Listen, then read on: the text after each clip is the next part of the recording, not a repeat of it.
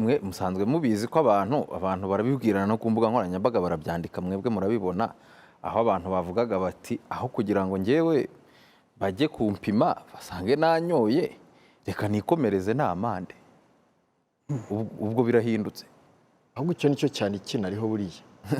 Wenda ntabwo wabihuza 100%, ariko abantu batwaraga ibinyabiziga bisindisha benshi yabikoreshaga rwose, yabona bahagaritse imbere akayivamo akayisiga. Yagarutse iyo umupimye cya kindi kigaragaza ko ayifite ntikiba kikigaragara. Ubwo bigahita biburizamo amahirwe ko wamuhana, ahubwo wenda ukamuca amande yuko wamutwara imodoka yo kwicungira umutekano. Bityo n'abantu ba perimi, iyo urebye ibinyabiziga byinshi biri aho tubipakinga mu Gasyata hariya, abantu benshi baba babisize bagahunga, ariko ibyo bahunze byose biri muri ibyo nyakubahwa minisitiri yavuze. Ikore magendo, ikore wenda irashakishwa, ifite ibibazo, ifite amadeni, nta byangombwa ifite, uyitwaye nta byangombwa afite, akabireba nawe akabibara kuko abizi, akayisiga hakigendera. Rero icyo ngicyo ngarutse ku biganiro byagiye ku mbuga nkoranyambaga byaganiriwe, byanyeretse ko dufite akazi gakomeye ko kumvisha abantu. Uzi ko abantu bajya impaka cyangwa bakabiganiraho nkaho gukora amakosa n'ibyaha mu muhanda ari amahitamo.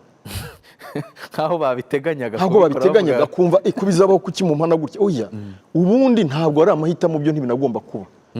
Rero impamvu tubiganira uyu munsi n'itegeko rihari nuko bitagomba kuba in the first place. Ntibigomba kubaho. Kuki umuntu ajya kudibetinga ku uburyo azahanwa birengaho nkaho kubikora ari amahitamo, nkaho biteganya ko azabikora. Icyambere ni twumve ko itegeko rije kuvuga ngo oya, ntabwo byemewe gutwara ikinyabiziga wanyweye alcohol irenze igipimo kivuzwe, nta kindi. Kandi nanone niba ubirenzeho witegure ko hari ingaruka. Igihe cy'ingaruka rero nidutinda ku ngaruka turajya kure, turiho turadilutinga substance y'itegeko. Cyese nakabaye nirinda no kubihana, nakabaye numva harya turumvikana kimwe ko tudakwiriye kubona abantu bapfa mu muhanda. Ariko se ukuguru k'umuntu kugura ngahe? Ubuzima bw'umuntu wabwishyura ngahe? Niba umuntu baramubujije bati hano hepfo kuri Sopetrade bari ko barakora umuhanda amasaha y'ijoro, baramuhagarika bamwereka ibyapa, hagarara uce mu Kiyovu cyangwa uce munsi ya RSB, hano hepfo arabasuzugura amanuka gonga abantu bane bahasiga ubuzima. Ubu koko wakutinya kugahaguruka ukaburana amande 700 n'abantu bane bahasize ubuzima? Oya, no. Reka twumvikane itegeko icyo rije kuburizamo.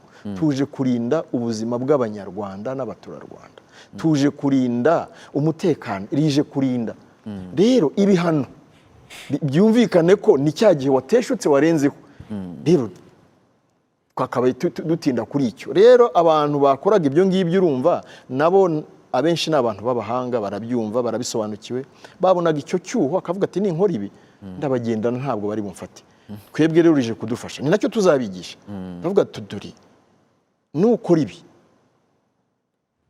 ibishobora kukubaho nibi, birashoboka ko wabyirinda. Rero wakwitwara utya ukitwara utya ukabyirinda, ariko nibinakubaho ubwo nyine uzabaho hisemo kubyirengera.